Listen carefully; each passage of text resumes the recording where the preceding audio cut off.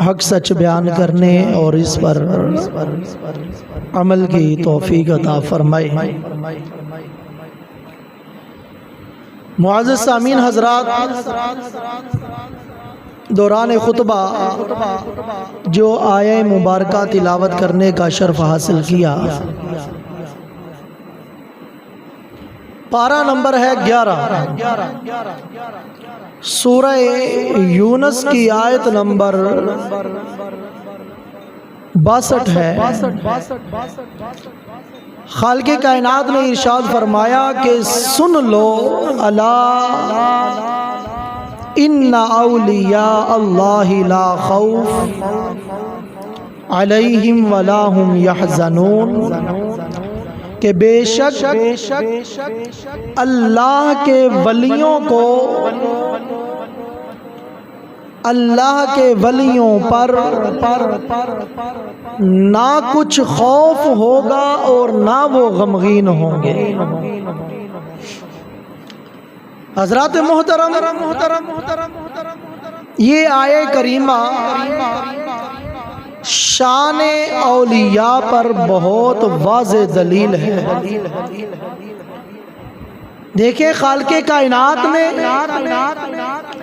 کتنے ہی اہتمام کے ساتھ اپنے ولیوں کا ذکر ارشاد فرمایا۔ آیت کے الفاظ دیکھیے کتنی تاکیدیں لگائی۔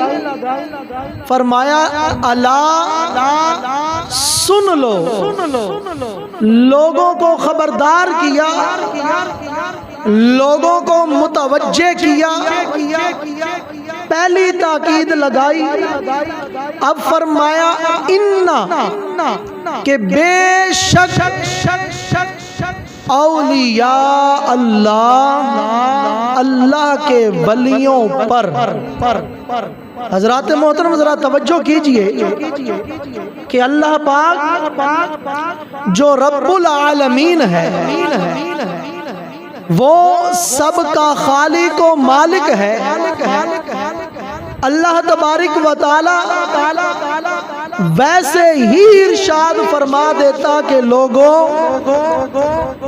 میرے ولیوں پر نہ کچھ خوف ہوگا نہ وہ غمگین ہوں گے، تو مخلوق نے پھر بھی مان لینا تھا، لیکن خالق کائنات نے اپنے ولیوں کے ذکر سے پہلے تاکیدیں لگا کر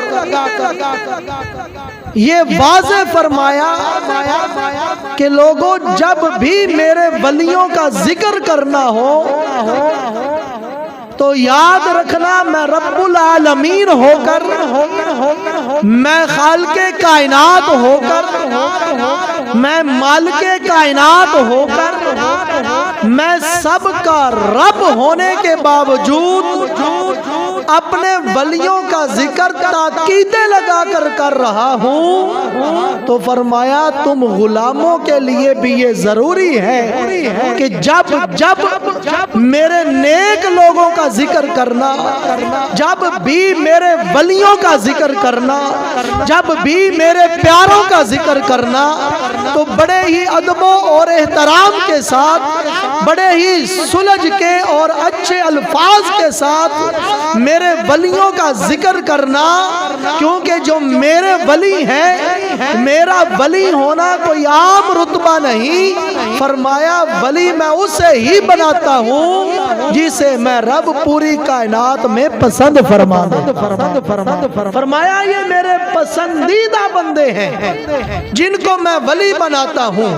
اور پھر علماء نے فرمایا کہ جب ولیوں کا ذکر کیا جائے تو بڑے ہی ادب و احترام سے کیا جائے۔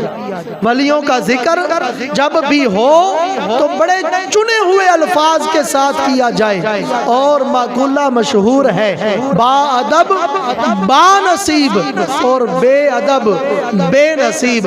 حضرات محترم، جس نے بھی ولیوں کا ادب کیا، اللہ تبارک و تعالیٰ کے محبوب بندوں کا ادب کر کے اپنی زندگی گزاری، علماء نے فرمایا کتابوں میں لکھا ہے گناہگار ہونے ہونے کے باوجود اللہ کے نبیوں کا، ولیوں کا، نیک لوگوں کا ادب کرنے کی وجہ سے اللہ تبارک و تعالیٰ نے اس کی دنیا کو بھی بہتر بنایا، اس کی آخرت کو بھی بہتر بنایا۔ حضرات محترم توجہ فرمائیے، قرآن مجید میں دو طرح کے ولیوں کا ذکر ہے۔ یہ تمہیدی باتیں ہیں، یہ ذرا آپ سمجھ لیں گے تو انشاءاللہ پورا بیان بڑے ہی اچھے طریقے سے سمجھ آ جائے گا۔ اللہ کے قرآن میں دو طرح کے ولیوں کا ذکر ہے۔ قرآن مجید میں دو طرح کے اولیاء کا ذکر ہے۔ فرمایا پہلا اولیاء اللہ، جو اللہ کے دوست ہیں، یہ بھی اولیاء ہیں۔ اب دوسرے اولیاء کا جو ذکر ہے فرمایا وہ ہے اولیاء من دون اللہ۔ یہ جو اولیاء من دون اللہ ہے یہ اللہ کے دوست نہیں بلکہ اللہ کے دشمن ہیں۔ اب ان دو اولیاء کا ذکر قرآن مجید میں فرمایا۔ اب کچھ لوگوں کو علم کا جب حیضہ ہوا، کچھ لوگوں کو جب توحید بیان کرنے کا شوق چڑھا، کچھ لوگوں نے جب توحید کا ٹھیکہ اٹھا لیا اور کہا کہ ہم سے بڑھ کر کوئی توحید نہیں بیان کر سکتا، تو ان جاہل لوگوں نے پتہ ہے کیا کام کیا؟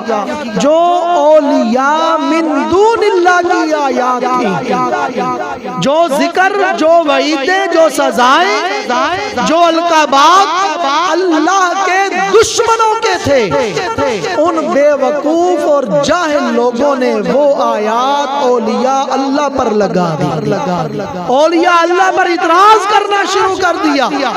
لیکن علماء کرام نے فرمایا کہ یاد رکھنا، اولیاء من دون اللہ یہ اللہ کے دشمن ہیں، ان کی ذرہ برابر نہ دنیا میں شان ہے نہ ان کا کوئی آخرت میں حصہ ہے۔ اولیاء اللہ کے دوست ہیں، اور اولیاء من دون اللہ ان کی نہ دنیا میں قدر ہے نہ آخرت میں قدر کی جائے گی۔ اور فرمایا جو اولیاء اللہ ہیں، فرمایا ان کی تو شان ہی کیا ہے، ان کا تو مرتبہ ہی کیا ہے، ان کا تو مقام ہی کیا ہے کہ اللہ تعالیٰ فرماتا ہے جو اولیاء اللہ ہیں، فرمایا ان کی شان یہ ہے لا خوف، ان پر کوئی خوف نہیں ہوگا۔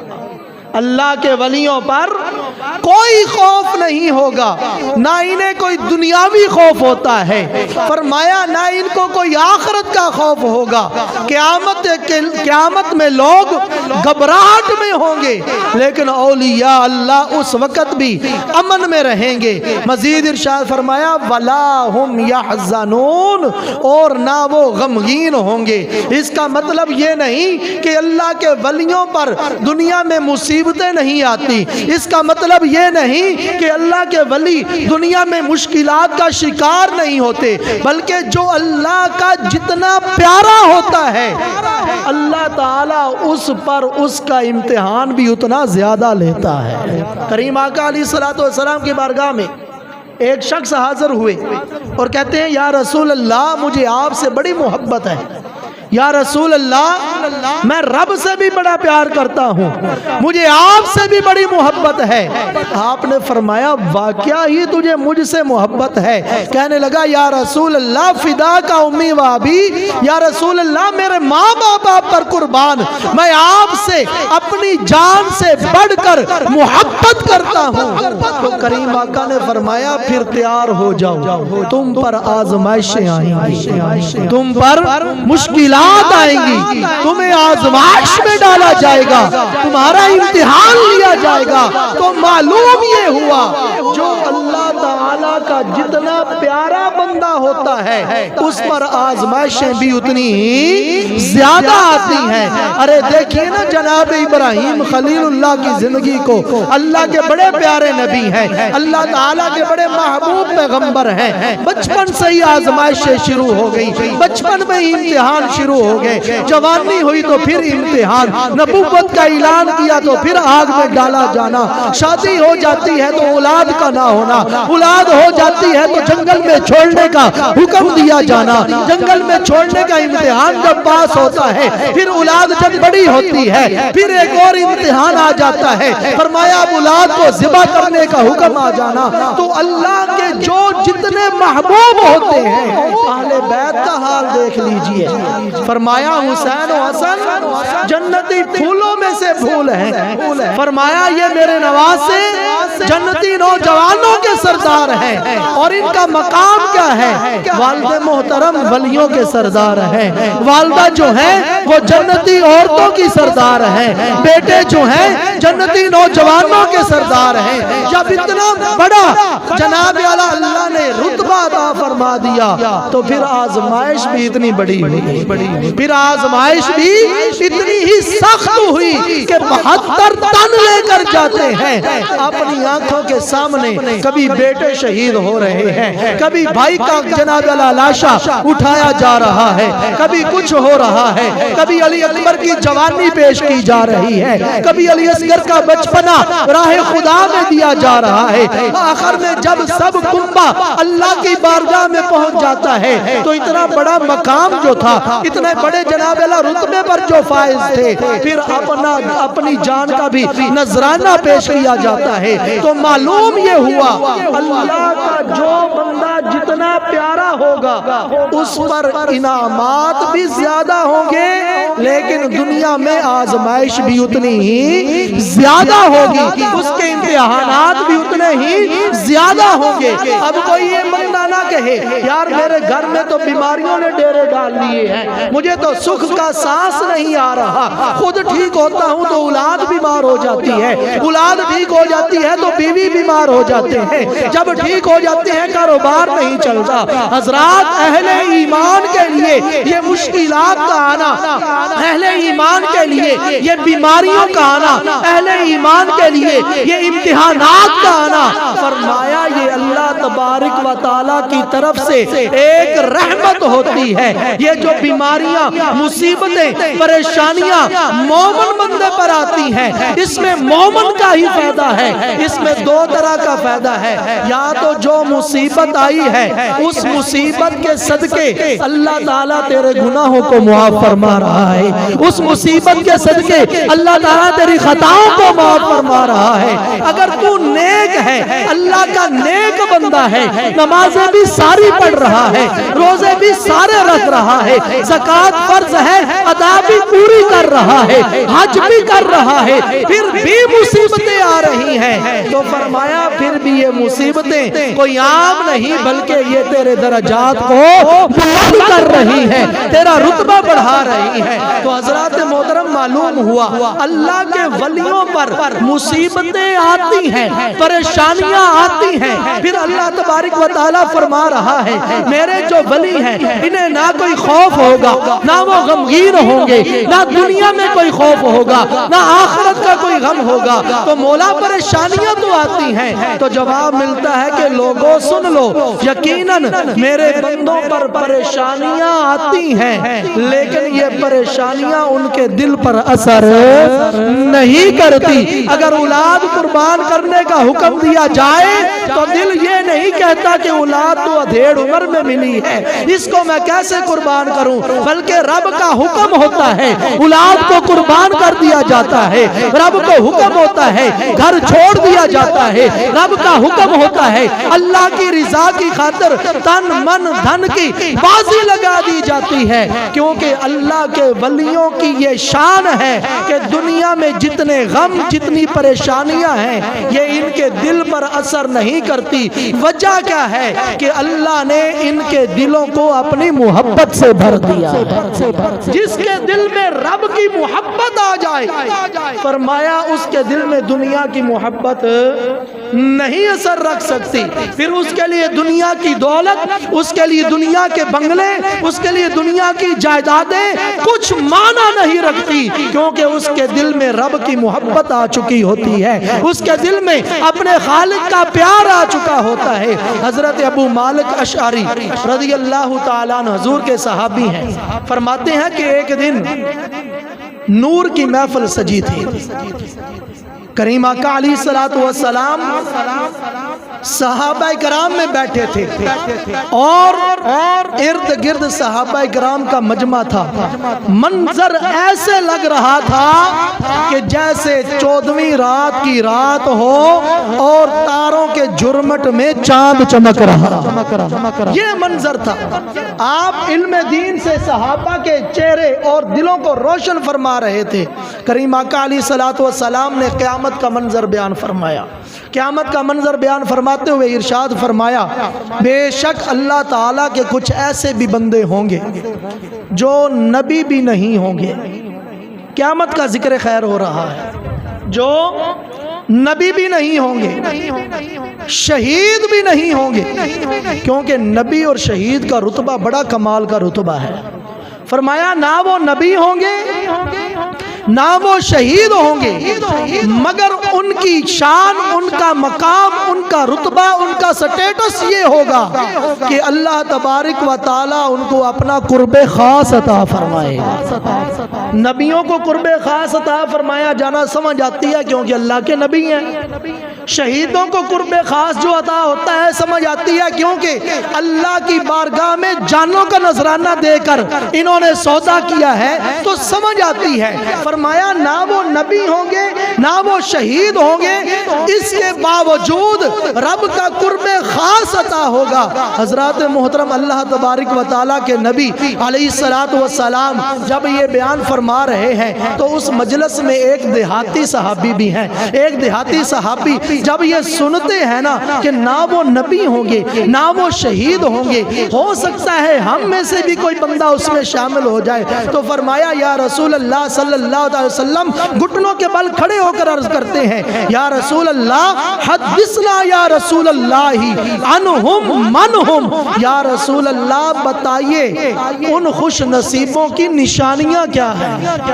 یا رسول اللہ بتائیے وہ خوش نصیب کون ہوں گے، ان کی نشانیاں کیا ہیں؟ کہ نبیوں کی نشانیاں تو نبی ہیں، شہیدوں کی نشانی شہید ہیں، نہ وہ شہید نہ وہ نبی، تو ان لوگوں کی نشانیاں کیا ہیں؟ آگے جو روایت کے الفاظ ہیں ذرا توجہ سے سنیے اور لطف لیجئے۔ حضرت ابو مالک اشعری رضی اللہ تعالیٰ عنہ فرماتے ہیں، فرأیت وجہ رسول اللہ ابشرا، جب دیہاتی نے ان خوش نصیبوں کی تفصیل کا تذکرہ کیا، درخواست کی، تو محبوب ذیشان سرور دو جہان مکی مدنی سلطان صلی اللہ تعالیٰ علیہ وسلم کے چہرہ مبارک پر خوشی کے آثار ہوئے، آپ مسکرانے لگے۔ علماء نے فرمایا اب ذرا بات رک کر سنیے، ارے کریم آقا علیہ الصلوۃ والسلام مسکرائے کیوں، آپ نے تبسم کیوں فرمایا؟ علماء نے فرمایا مسکرائے اس لیے کہ اب جن کی تفصیل بیان کی جا رہی ہے وہ اللہ کے محبوب بندوں کا ذکر ہونے والا ہے، اللہ کے ولیوں کا ذکر ہونے والا ہے، اور صحابی چاہتے ہیں کہ ولیوں کا تفصیل کے ساتھ ذکر کیا جائے۔ محبوب ذیشان ان کے ذکر کرنا پسند فرماتے ہیں۔ کریم آقا علیہ الصلوۃ والسلام اپنے چہروں پر خوشی کے آثار ظاہر کرتے ہیں، دل خوش ہوتا ہے، شوق کے ساتھ اپنے ولیوں کا تذکرہ کرتے ہیں، تو معلوم ہوا جب اللہ کے نبی محبوب خدا ہو کر اللہ کے ولیوں کا ذکر کریں اور خوش ہو جائیں تو ہم بندوں پر بھی لازم ہے کہ جب محبوبان خدا کا ذکر کیا جائے تو ہمارے چہرے بگڑنے نہیں چاہیے۔ جب داتا صاحب کا ذکر کیا جائے چہرے پر خوشی آنی چاہیے،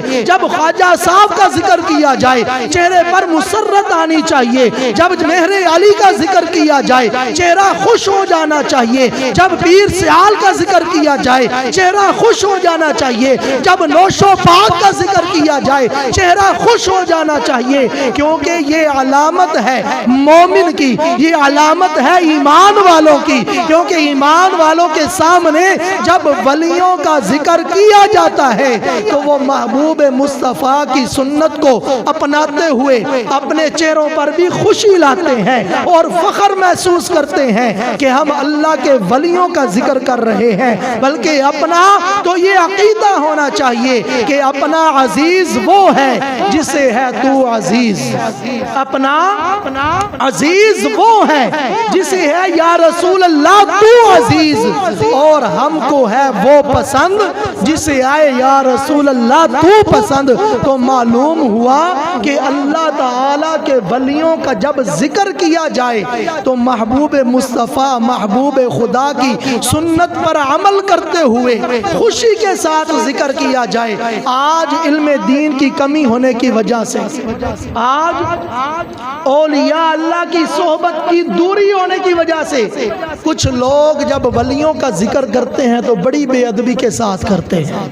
جب کرامات کو بیان کیا جاتا ہے تو غلط کمنٹس پاس کرتے ہیں، غلط باتیں بیان کرتے ہیں کہ یہ تو اللہ کے کام ہے، یہ بندے ہیں، یہ کیسے کر سکتے ہیں۔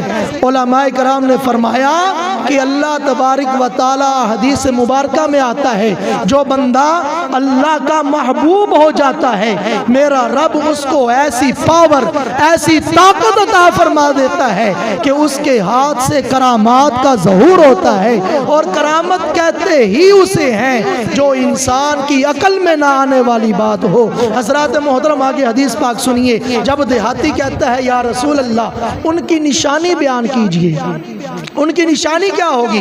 کریم آقا علیہ السلام نے نشانی بیان فرمائی، فرمایا ہم عباد من عباد اللہ، فرمایا میرے صحابہ وہ لوگوں میں سے عام لوگ نہیں ہوں گے بلکہ اللہ تعالیٰ کے خاص بندے ہوں گے، اللہ تعالیٰ کے خاص بندے ہوں گے۔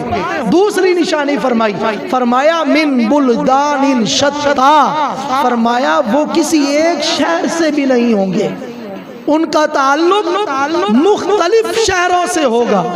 فرمایا لم یکن بینہم ارحام یتواصلون بہا، فرمایا وہ مختلف شہروں سے ہوں گے اور ان کی باہم رشتہ داریاں بھی نہیں ہوں گی، وہ رشتہ دار بھی نہیں ہوں گے جن کے سبب ایک دوسرے سے محبت رکھتے ہوں، کیونکہ محبت کی ایک وجہ یہ بھی ہوتی ہے کہ وہ میرے چاچو کا بیٹا ہے، وہ میرا چاچا ہے، وہ ماموں کا بیٹا ہے، وہ میرا ماموں ہے، وہ رشتہ دار ہے، اس لیے محبت کر رہے ہیں۔ فرمایا نہ وہ ایک شہر کے ہوں گے نہ وہ ایک بلادری کے ہوں گے، ولا دنیا یتبازلون بہا، نہ کوئی دنیاوی تعلق ان کا ہوگا، نہ کوئی ان کا آپس میں کوئی بزنس ہوگا، نہ کوئی ان کا آپس میں لین دین ہوگا جس کی بنیاد پر وہ محبت کریں گے۔ یتحابون بروح اللہ، فرمایا اس کے باوجود یہ صرف اور صرف ایک دوسرے سے اللہ کی رضا کی خاطر محبت کریں گے، ایک دوسرے سے اللہ کی رضا کی خاطر محبت رکھتے ہوں گے۔ آگے ارشاد فرمایا یجعل اللہ وجوہہم نورا، اللہ تبارک و تعالی اپنے ذکر کی برکت سے ان لوگوں کے چہروں کو نور بنا دے گا۔ اللہ تعالیٰ کے ولیوں کی یہ نشانی ہے، فرمایا جسے دیکھ کر خدا یاد آ جائے سمجھ لینا یہ بندہ اللہ تعالیٰ کا ولی ہے، کیونکہ اللہ تبارک و تعالیٰ اپنے ولیوں پر اپنے نور کی ایسی برسات کرتا ہے کہ دیکھنے والے کی دل کی دنیا بھی بدل جاتی ہے۔ آگے ارشاد فرمایا وَيَجْعَلُ لَهُمْ مَنَّا بِرَا مِنْهُ لُؤْلِئِ قَدَرَ الرَّحْمَانِ، فرمایا ان کے لیے اللہ رحمان کی خاص بارگاہ میں ایسا ان کو مقام دیا جائے گا کہ ان کے لیے موتیوں کے منبر رکھے جائیں گے۔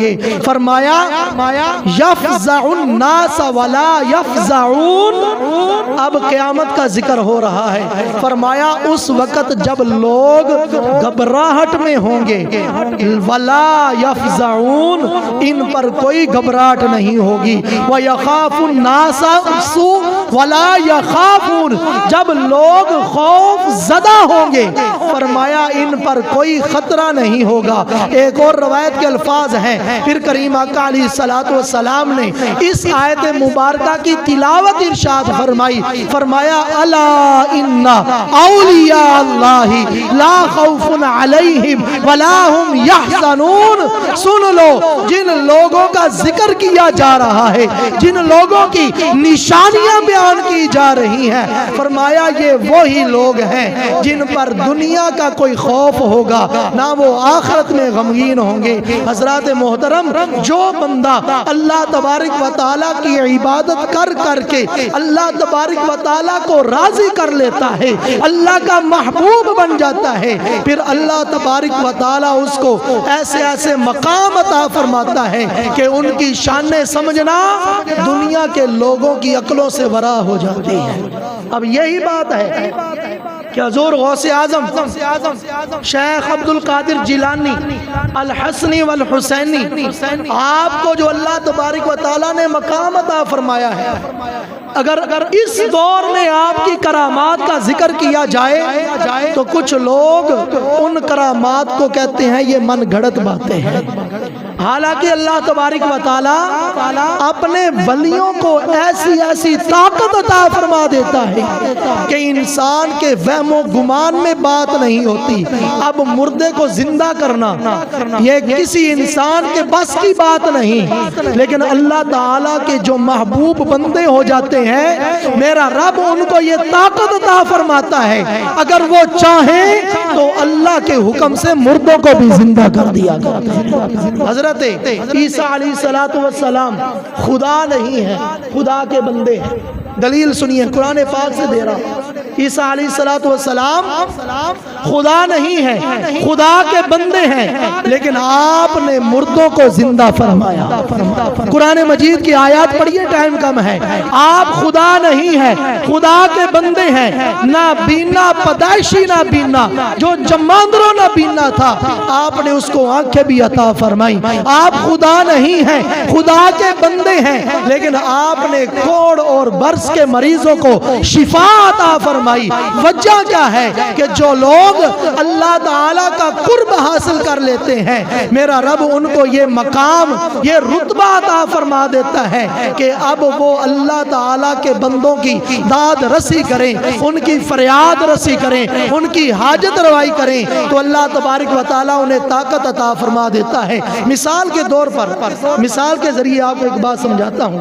علماء کرام نے فرمایا کہ اللہ تبارک و تعالیٰ ولیوں کو ایسی ایسی طاقتیں عطا فرما دیتا ہے کہ جو عام بندے کے وہم و گمان میں نہیں ہوتی۔ حضرت با یزید بستامی رحمت اللہ تعالی علیہ، پہلے سنیے ولی کہتے کسے ہیں۔ آپ سے کسی نے پوچھا کہ ولی کسے کہتے ہیں، تو کشف المحجوب میں داتا علی حجویری رحمت اللہ تعالی علیہ لکھتے ہیں کہ فرمایا اللہ پاک نے جن کاموں کا حکم دیا ہے، توجہ ہے نا، اللہ پاک نے جن کاموں کا حکم دیا ہے ان اور جن کاموں سے منع کیا ہے، اس کی وضاحت تو بہت زیادہ ہے، مختصر الفاظ میں یوں بیان کر رہا ہوں۔ جن کاموں کا حکم دیا ہے اور جن کاموں سے منع کیا ہے، اب جو بندہ ان احکام پر صبر کے ساتھ مضبوط رہ کر عمل کرتا رہے زندگی گزار دے، فرمایا اس بندے کو اللہ تعالیٰ کا ولی کہا جاتا ہے۔ ایک اور ایک تفسیر میں سنیے کہ الا ان اولیاء اللہ کی جو تفسیر میں لکھا گیا، حضور شیخ عبد القادر جیلانی رحمت اللہ تعالی علیہ سے پوچھا گیا کہ بتائیے ولی کسے کہتے ہیں؟ آج ہمارے دور میں بھی کئی ولی بنے ہوئے ہیں، جو جناب اعلیٰ نماز ایک نہ پڑھے وہ بھی اپنے آپ کو ولی بنا رہا ہے، جو شریعت کا پابند نہ ہو وہ بھی اپنے آپ کو ولی ڈکلیئر کر رہا ہے۔ تو حضور غوث اعظم رضی اللہ عنہ سے پوچھا گیا کہ ولی کی نشانی کیا ہے؟ آپ نے فرمایا کہ سن لو، جو بندہ بشری لوازمات سے اور نفسانی خواہشات سے بالکل پاک ہو جائے، بڑے ہی محتاط الفاظ ہیں اور بڑے ہی جامع الفاظ ہیں. فرمایا جو بندہ بشری لوازمات سے، ہم بشر ہیں، ہمارے جو بھی دنیاوی لوازمات ہیں اور نفس ہے تو جو بھی نفسانی خواہشات ہے، فرمایا ان سب سے جو بندہ بالکل پاک ہو کر شریعت کے رنگ میں رنگ جائے، اس بندے کو اللہ کا ولی کہا جاتا ہے. اب معلوم ہوا کہ جو بندہ نفسانی خواہشات کے پیچھے دوڑ کر نماز ایک نہ پڑھے وہ بندہ ولی نہیں ہو سکتا. جو بندہ نفسانی خواہشات کے پیچھے چلتے ہوئے رمضان المبارک کے روزے نہ رکھے وہ ولی نہیں ہو سکتا. جو بندہ کسی دوسرے کا دل دکھائے وہ ولی نہیں ہو سکتا. جو بندہ نشے چڑھائے وہ ولی نہیں ہو سکتا. بلکہ داتا صاحب فرما رہے ہیں کہ ولی صرف ہوتا ہی وہ ہے جو شریعت پر صرف عمل نہیں کرتا بلکہ شریعت کے رنگ میں اپنے آپ کو یوں رنگ لیتا ہے کہ نہ اس کو کوئی دنیا کی خبر رہتی ہے، نہ اس کو کوئی دنیا کی پرواہ رہتی ہے، نہ کوئی نفس کی خواہشات اس کے سامنے آتی ہیں. اس کے لیے سونا اور مٹی جب برابر ہو جائے تو فرمایا اس بندے کو اللہ تعالیٰ کا ولی کہا جاتا ہے. اس بندے کو اللہ تعالیٰ کا ولی کہا جاتا ہے. میرے شیخ طریقت امیر اہل سنت بانی دعوت اسلامی حضرت مولانا ابو بلال محمد الیاس اتار قادری، آپ کی بارگاہ میں ایک مرید آیا.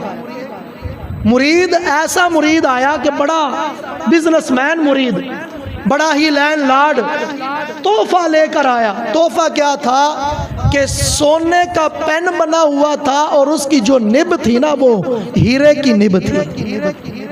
سونے کا پین ہے، ہیرے کی آگے نب ہے. اگر اس کی قیمت لگائی جائے تو اربوں کھڑبوں میں اس کی قیمت تھی. امیر اہل سنت کی بارگاہ میں پیش کیا جاتا ہے. مدنی چینل والے بابا جی ان کی بات کر رہا ہوں. آپ کی بارگاہ میں پیش کیا جاتا ہے. فرمایا یہ کیا؟ عرض کی گئی یا سیدی آپ کے لیے تحفہ لایا ہوں. فرمایا یہ ہے کیا؟ عرض کیا گیا کہ یہ پین ہے، یہ سونے کا ہے اور اس کی نب جو ہے یہ ہیرے کی ہے. اب ولی کی پہچان دیکھیے. آپ نے فرمایا اس کا کام کیا ہے؟ کہتا ہے آپ اس سے تحریر کیجئے، آپ کتابیں لکھتے ہیں، آپ کی شان تو بہت اعلیٰ ہے، آپ ہمارے پیر صاحب ہیں، آپ نے لاکھوں لاکھ گناہ گاروں کو نمازی بنا دیا، آپ نے ڈاکوؤں کو وقت کا امام بنا دیا، آپ نے جناب اللہ کئی راہ سے بھٹکے ہوئے بلکہ کفار کو کلمہ پڑھا دیا. اتنا تو ہمارا حق بنتا ہے نا کہ آپ کی بارگاہ میں یہ تحفہ پیش کیا جائے. آپ مسکرائے اور آپ کے پاس کچی پینسل پڑی تھی. آپ نے کچی پینسل کے ساتھ پیڈ پر اللہ لفظ لکھا اور فرمایا کہ اب اپنا پن لاؤ. اس کے ساتھ بھی اللہ کا لفظ لکھا. آپ نے فرمایا جب یہ دونوں چیزیں کام ایک جیسا کر رہی ہیں، تیرے سونے کا پین جو ہے وہ بھی اسی طریقے سے لکھ رہا ہے اور 5 روپے والی کچی پینسل بھی وہی کام کر رہی ہے، تو فرمایا میرے لیے تیرے سونے کی کوئی اہمیت نہیں، میں کچی پینسل سے اپنا کام چلا لیا کروں گا. فرمایا اگر تم مجھے دینا ہی چاہتے ہو تو جاؤ مدرسے کے فنڈ میں جا کے جمع کرا دو. تو معلوم یہ ہوا جس بندے کے سامنے سونا اور مٹی کی ایک قیمت ہو جائے اس کو اللہ تعالیٰ کا ولی کہا جاتا ہے. آج ہم بھی ولی کی تلاش میں ہیں، آج ہم بھی پیر و مرشد کی تلاش میں ہیں. تو میسج میں یہ دینا چاہتا ہوں، اس بندے کو تلاش کرے جس کے دل میں دنیا کی محبت نہ ہو، جو اس آس پر نہ بیٹھا ہو کہ میرا مرید آئے گا مجھے نذرانے دے گا تب میرا کام چلے گا، بلکہ اس کو اپنا پیر بنائے کہ پیر خود کہے کہ میرا مرید آئے اور مجھ سے فیض لے کر جائے. ایسا فیض حاصل ہو کہ اس کی دنیا بھی کامیاب ہو جائے، آخرت بھی کامیاب ہو جائے. تو حضرات محترم، اللہ تعالیٰ کے ولیوں کی یہ نشانی ہے کہ ان کے دل میں دنیا کی محبت نہیں ہوتی، ان کے دل میں آخرت کا خوف اس لیے نہیں ہوگا کیونکہ انہوں نے دنیا میں رہ کر اپنے رب کو راضی کیا ہوگا، دنیا والوں کو راضی نہیں کیا ہوگا. اللہ عز و جل کی بارگاہ میں دعا ہے مالک کریم جو کچھ پڑھا سنا گیا اللہ عمل کی توفیق عطا فرمائے. وما علینا الا البلاغ المبین.